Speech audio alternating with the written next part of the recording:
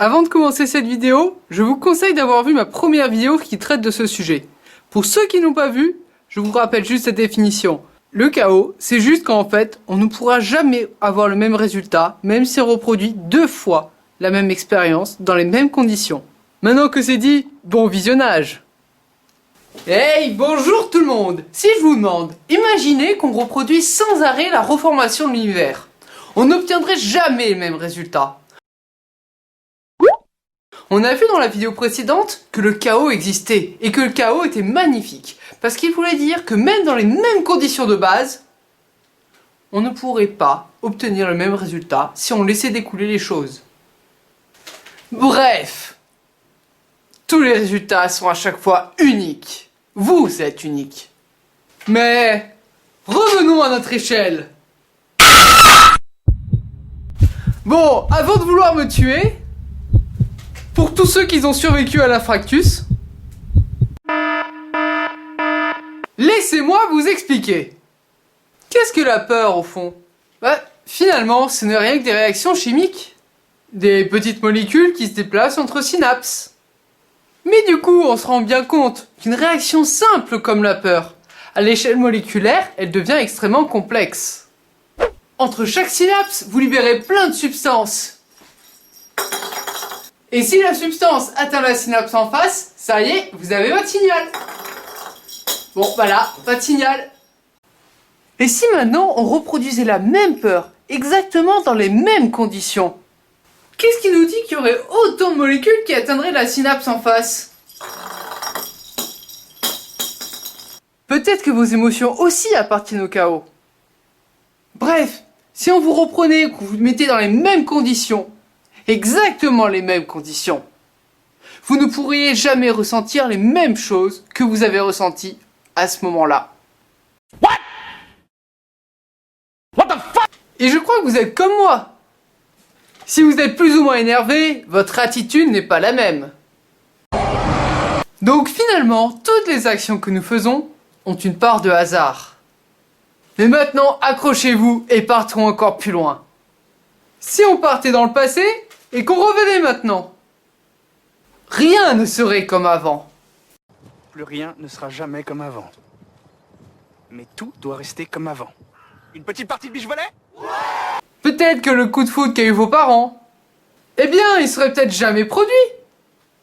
Mais sans le coup de foudre. Ou alors, il se serait bien produit. Ouf, je préfère ça. Tout ça peut-être en fonction du chemin des particules entre les synapses. Mais prenons une autre échelle. Oui, je l'aime mon escabeau. Imaginez toute l'histoire de l'humanité où chaque personne aurait une micro-variation dans ses sentiments. Peut-être une bagarre n'aurait pas éclaté. Ou alors elle aurait éclaté, ou alors il n'y aurait pas eu de conflit, ou ainsi de suite. Vous voyez un peu où je veux en venir? On peut tout imaginer. Mais donc par effet boule de neige, si vous revenez dans le monde où vous êtes actuellement, rien ne vous semblerait pareil. Bon ok, c'est compliqué de mélanger un principe aussi abstrait que le chaos avec les émotions humaines. Mais prenons un deuxième exemple. Vous. Et oui, pendant le développement embryonnaire, il y a énormément d'interactions complexes. Et un petit changement peut provoquer de grandes réactions. Comme nous avons vu que le chaos existait, peut-être que nous aussi nous faisons partie de l'espace de Julia. Oui, je vous conseille vraiment d'avoir vu ma première vidéo. Qu'est-ce qu'il faut en conclure? Que même si on reprenait les mêmes gamètes, dans les mêmes conditions, et qu'on les fusionnait, on ne pourrait pas vous obtenir, vous, à l'identique. Vous seriez forcément différent. Allez, je vous propose, on fait une petite pause, le temps que je vous verse un café. Et après, accrochez-vous, vous allez voyager. C'est bon, vous êtes prêts? On est reparti. Imaginez d'un coup, le voyage temporel est possible. Vous partez dans le passé, vous revenez dans le présent. On l'a dit, les conditions politiques, environnementales seraient différentes.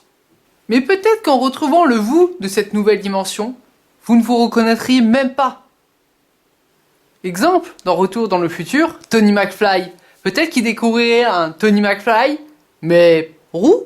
Pourquoi pas? En tout cas, il ne pourrait jamais retrouver exactement son jumeau. Ça vous dit? Je vais dans le passé et je reviens, et puis je regarde la différence? Allez, go!